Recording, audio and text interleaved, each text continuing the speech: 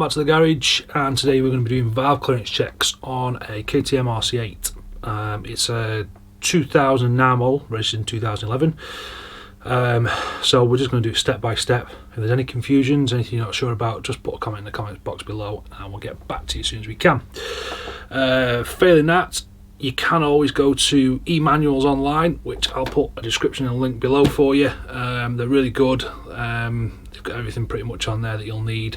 If you download it onto your laptop, take the laptop into your workshop with you, and you can always click the page number and it'll jump straight to that page number for you. And it also tells you if you need to remove, say for instance, the tank, and you're looking at the valve clearances, it'll also have a link to the next page. You go to that page, it shows you how to do the tank, and so on until you get where you're wanting to go. It also does it in reverse order, so it helps you put it back together. Really good manual, worth having a look at.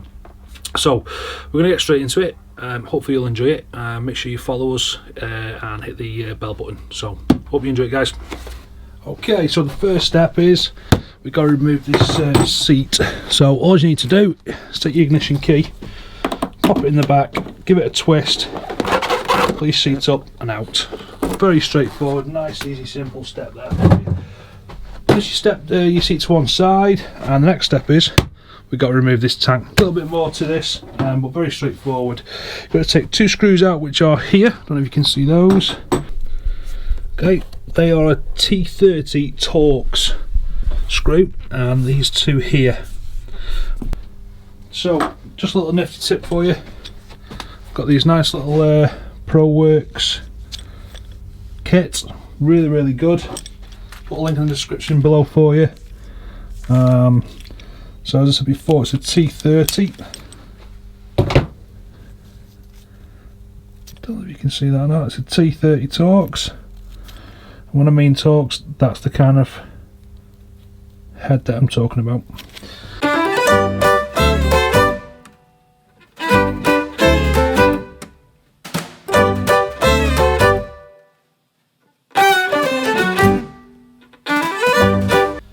Okay, so that's now the steering damper released. Now, you could do, if you wanted to, you could take that off, but I'm just going to pop it up there out of the way. Don't need to take it off really. Next step, we need to remove these side panels. So we've got all these screws along the side here. We'll take this side panel off as well. There's a screw there. There's two screws down at the bottom here and here. And then I believe around the front there's some more. So we're going to take these off on both sides and then we'll come back to you. I should probably also mention, to make it easier taking the fairings off, ProWorks, when you buy their little kit and it comes to this T-bar, which is normally in the top, you can put your attachment in and it'll also fit in your drill, making life so much easier.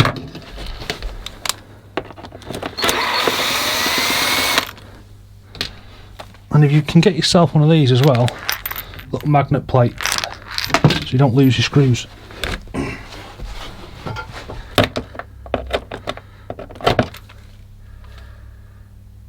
Oh yeah, so I should probably mention at this point, these two screws at the bottom here are actually Torx screws.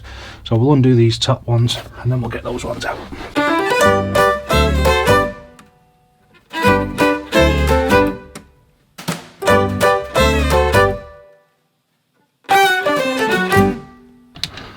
So as you can see, it's the Torx head there.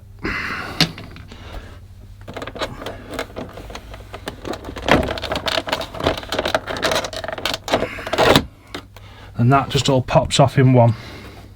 Makes life so much easier rather than trying to take the belly panel off and everything else. Pop it off in one big hit, makes life so much easier. So we need to do the same on the other side.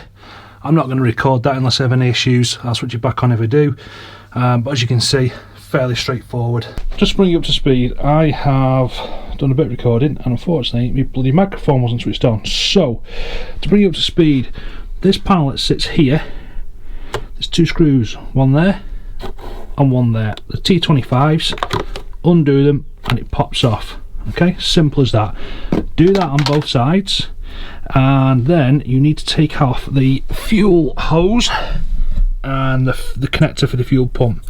So on the left hand side of the bike you'll see a little metal clip like that with the other part of the hose just hidden under there. Okay, and they're connected together. Make sure you put a rag in here so any excess fuel will drop onto it. Be careful of your eyes, because when I was disconnecting mine, because of the bit of pressure, it's sprayed everywhere. All you do is literally press that plate in and pull, and it'll separate. And if you go around to the other side of the bike, you'll find this connector which is hanging down underneath, and that is for the fuel pump. When you're taking this apart, there's a little connector there that you push down and it separates. Whatever you do, do not pull on them cables, because they will pop out. Just take a note of which one goes to which colour, just in case that happens. They're very easy to pop back in, just be very careful. Okay, next step is to take the fuel tank off. So just be careful when you're taking it off that you don't catch anything. Be nice and gentle with it. And underneath you'll see a little cable that's hanging down. You have to disconnect that, and then at the back of the tank, which you'll see, it's like a T section. That's the overflow for the fuel, and this is your fuel level indicator. Now the RC8s don't have fuel gauges, they just have a level indicator. So once you've disconnected those, the tank should just easily pull off. So we'll get that done and we'll come back to you. Okay, another little tip for you: when you're taking your tank off, make sure you find something to prop it up in the air with, just to make life a little bit easier. Here is the fuel level indicator which you need to disconnect, and then here is the pipes for your overflow. They literally just pull off. There's one either side of the tank. Pop them off, no fuel will come out, don't panic about that. I've probably got half a tank of fuel in there. It would have been easier if I'd have emptied it, but hey ho. Then the tank will just lift off. Just be careful when you are taking the tank off. See how mine's got a lot of scratches? It's a second-hand bike. I've not taken this tank off before, but whoever has been proper heavy-handed with it and left it with some nice scratches. Make sure your handlebars are positioned in the right spot and it will just pop off. So next thing we need to do is take the airbox out. Now as you can see, mine's got an upgraded air filter. It's a bit like the Rottweiler Ram Air, but it's CPR. Never heard of him. It's all new to me on this bike. First time I've had a KTM. If anyone knows anything about these, please put the comments in the comments below so I can learn a little bit about them. Are they good? Are they not good? It's going to be staying on there for now because I can't afford to put anything fancy on there. So we are literally going to take these Zeus clips off, and that is my air filter system. Yep, so it's CPRfab.com. So that would be interesting to see what else has been done to the bike. I've noticed that I've got a lot of wires in. There should be a little space there. Anyone tell me what all that's for? I know that's for charging the battery. Can I put that in? And there's a lot of other wires in there. But anyway, we're not here for that. So we're going to disconnect the air box. That's all going to come out. Then we can move on to the next stage. So we'll come back to you in 2 seconds. Okay, so we're on for the next step now. We're about to take the air box out. So what we need to do is disconnect this connector here and this connector here, which is for the absolute manifold pressure sensor.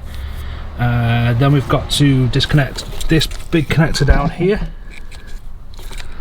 and then we've got to take the sensor off the fuel box. Okay, whatever you do, don't disconnect the vacuum hoses when you're taking these out. You'll see it just right down there. Okay, I'll get that done and we'll come back to you. Okay, so once you've disconnected your connectors, you need to take this off that plate there that you can see there. Okay, so you've got your 2 connectors either side, one there and one down here, which you can just about see there. Then you've got to connect this big one down here, and then you've got to take this plate off, which sits in that little hole there that you can see. So once you've taken that plate off, you look in the distance there, you might be able to see, you might not, there's 2 little Torx heads, and so you can see the ones on this side there, you can see them ones just in front of my finger there. See them? Just there. You need to undo those two, and then which for this side, and there's two that connect for this side. This then will pull out easier.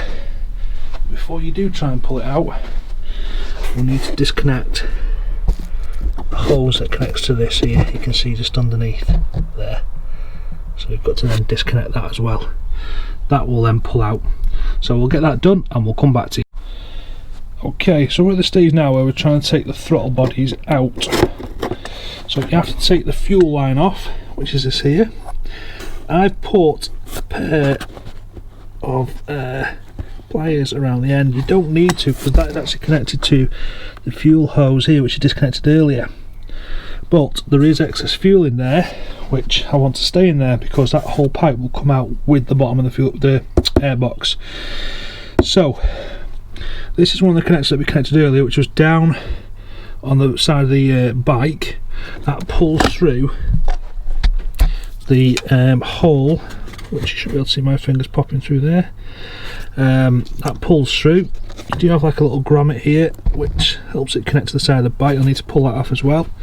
And then we just need to connect the throttle cables, and we're good to take that out, and then we're ready to do the next stage. So we'll come back to you in a second once we've done that. Okay, so the next step is we've got to remove these rubber sleeves. There's two of them. There's one here and one here. So we need to pull those off, and hopefully this box should just lift up. But until we get those rubber sleeves off, I don't think it will. Little tip for you while you're working around inside the airbox. Put something in top of there, stop anything from dropping in. Obviously as you come to take off each sleeve, you're not going to be able to do that, and you'll probably find that this will be quite tight, so you'll need to make sure that the clamps are completely undone. So we're going to do that first, make sure both clamps are undone completely, and then we can hopefully pull those rubber sleeves just straight off without too much hassle. So give me 2 seconds.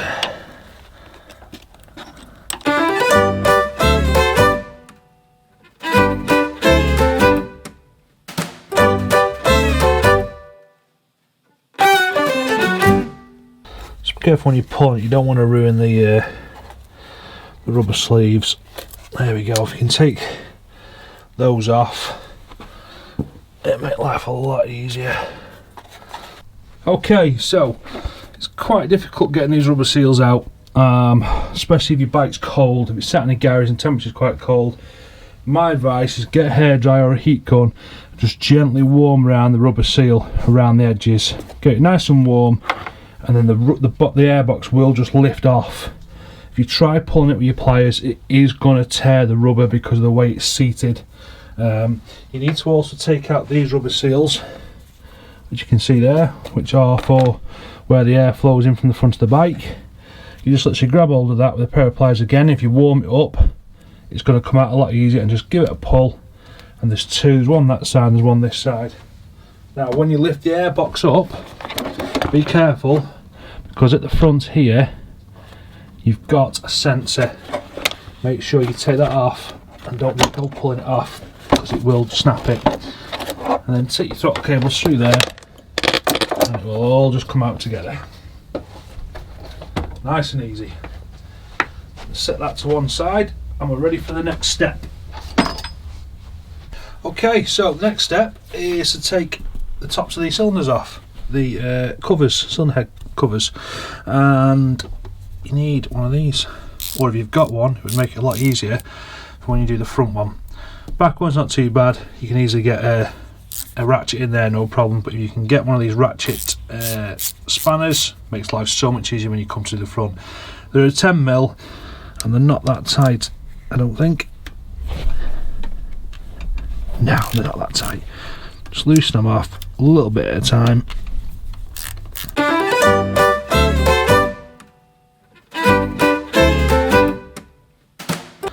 Now don't forget, if you've got a rag or something, make sure you put them in the openings to stop anything falling down there. Last thing you want is something falling down inside your engine.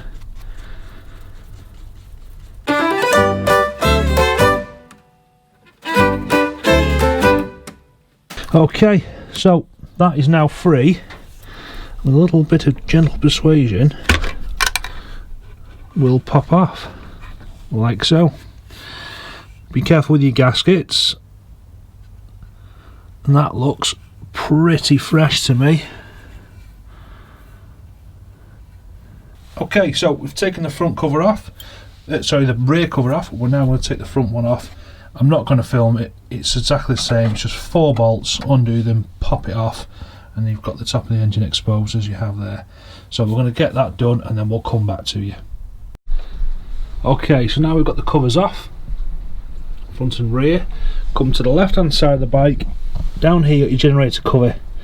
This here requires a 14mm Allen key. Just undo that and then you'll have an attachment that you need to pop on there, which will then enable you to set the engine at top dead centre. So we'll get that done and then we'll show you a clip of how we've done it. Okay, so we've taken the cover off with a 14mm Allen key, and then we pop a 15mm ratchet inside there. That then allows us to turn the engine. So if we come around this side, if you look under there in those 2 gears, see 2 tiny little dots shining. When they're perfectly lined up, that means you've got top dead centre. Once you've got top dead centre on the rear cylinder, you can check the valve clearances on the intake and the exhaust. Then you have to set them for top dead centre on the front, and then you can check the clearances on there as well. So we'll get set up and we'll come back to you. Once you've got the engine as close to top dead centre using those little dots as I showed you before, on the right hand side of the bike, you come down here and you might be able to just see if you can get the light positioned in the right place. There, right in front of my finger there, you'll see a little hole. That is where this T30 Torx bolt has come out of. So you pop that out and then pop in your engine blocking screw, and that'll keep your engine still so it doesn't move. So we'll get that done and we'll come back to you. So the engine blocking bolt is now in. We're about to check the cams between the cam and the cam lever. So these are the feeler gauges that we're going to use. 0.25, I don't know if you can see that.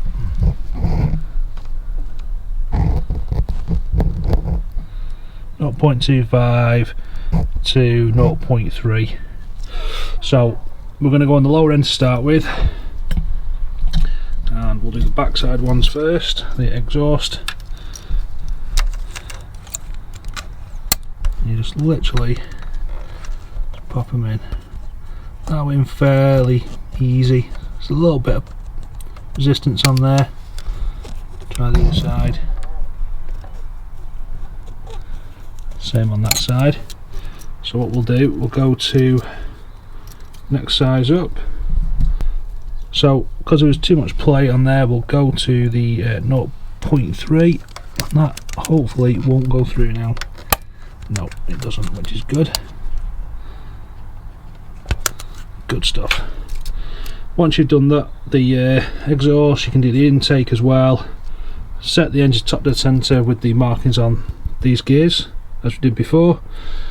Measure your exhaust and your intake, and you're done. Then it's a case of putting the whole bike back together, which I'm not going to film. You can get that from the manual online if you'd like to see that, which basically reversing, going in reverse order, everything you did, taking the bike to pieces.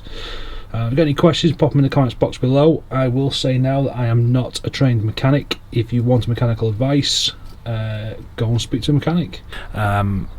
The other thing is, you could do as we said at the beginning of the video, and that is download the manual from eManuals. I'll put a link in the description below for you, and just follow that, and you can use this as a guideline for you. Stay safe guys, see you soon.